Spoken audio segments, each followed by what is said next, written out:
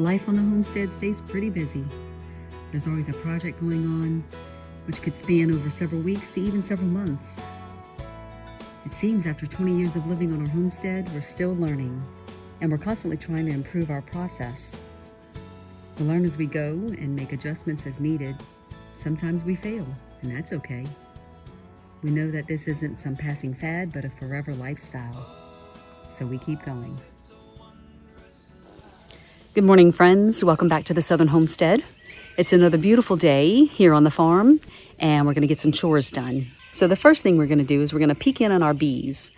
In our last video, we installed 3 new beehives here on the homestead for a total of about 30,000 bees. And if you haven't seen that video, I'll try to link that for you up above. We're going to check in on them today.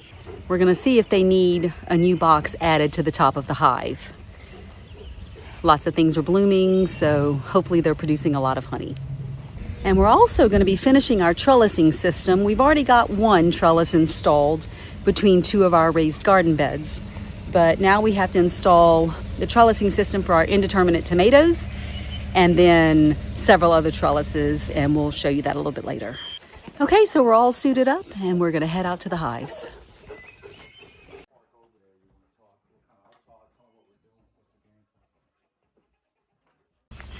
As a general rule, we like to check in on our bees early in the morning. And this way, most of the hive, they're out pollinating. So we shouldn't have too much trouble, but we always suit up just to be sure.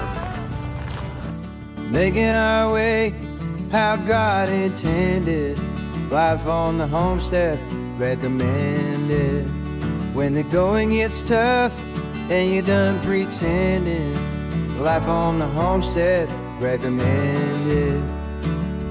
There are no more 9 to 5 when you're living between the pines. I like to check in on the bees usually around 9 a.m. Not at daybreak, it's too early, they're all still home. Or right before dark, they're all there. I don't want to disturb that many bees, so a lot of them are out gathering pollen right now.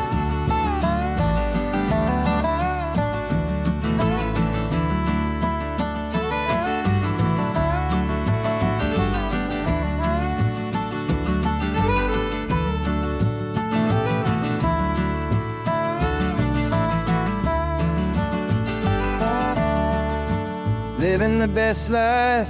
We're here at the hives, and Michael is smoking them and getting them ready. Most of them should be out foraging for pollen and doing their thing, so we shouldn't be disturbing too many bees. Yeah, they're ready for another box.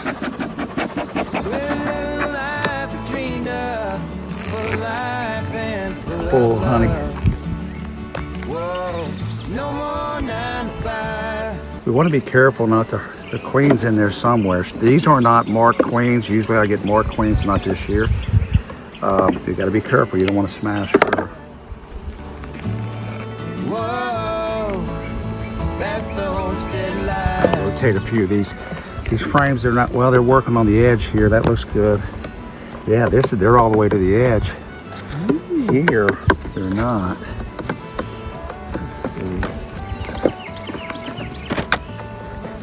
See that? They haven't even started working that yet. They're starting on this. No more 9 to 5 when you're living between the pines. No more struggling to get by. Out a little bit. When you're living in God's way. Whoa, that's the homestead life. Whoa. You can tell when they're agitated. They kind of swarm your head and they're constantly coming at you, but these bees they're worried about other things since we sent the smoke in there. Yeah, they're worried about a forest fire. They're worried about cleaning it up and getting out of Dodge. Sugar water works as well. You can pour just spray sugar water or light sugar water on their bodies. I'm going to add this body for us. This is the queen excluder's in place right there. So the queen can't get up in here and lay eggs. All the worker bees can get in here and do their thing.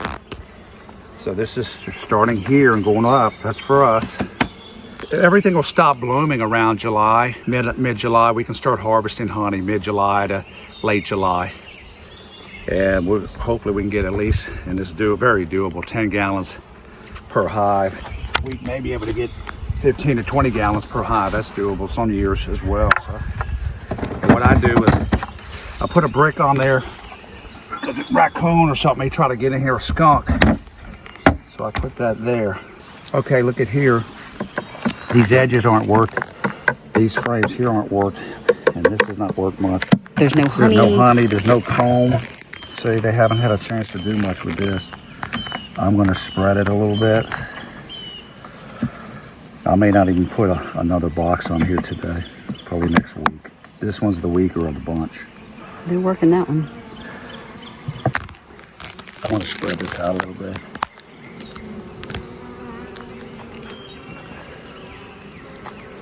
It's hot. Babe, look at them still on the comb making honey. Look at that. That's amazing. You see it, babe?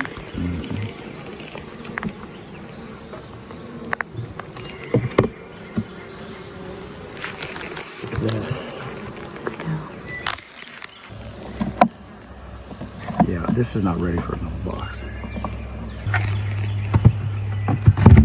We just wrapped up checking in on the 3 beehives, and 2 are very, very strong. We added upper level boxes to both the strong hives, but the 3rd hive, they're not ready yet. So we'll check in on them again in about a week to 10 days or so. And if they've produced more honey in their own box, and we're starting to see maybe they need more space to produce more honey, then we'll add another box in.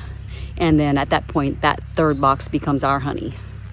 We just took our bee suits off. It's hot. That's one reason I like to look in on the bees around 9 a.m. It's the humidity and heat hasn't kicked in yet. It's 85 right now, and it's not even May. I like to look in on the bees just to see if you see any beetles or anything that would concern you. And also, another reason to look in on your bees is to determine when a new box is needed. The last thing you want to do is let them run out of space. If that's the case, they'll start looking for a new location, and you don't want that. So it's important. I would never look in on the bees every day. Once or twice a week is plenty. Bee suit, I have it's a Man Lake. They don't sponsor us. I've been buying from Man Lake, M-A-N-N, Man Lake, for 15 years. Mine is real thin, like a parachute. Bees can't sting through it. Tammy has one that's a lot thicker. It's probably made for North Dakota, really thick. She sweats a lot in it. But Man Lake, they have everything you would need. We'll leave a link below for Man Lake's website.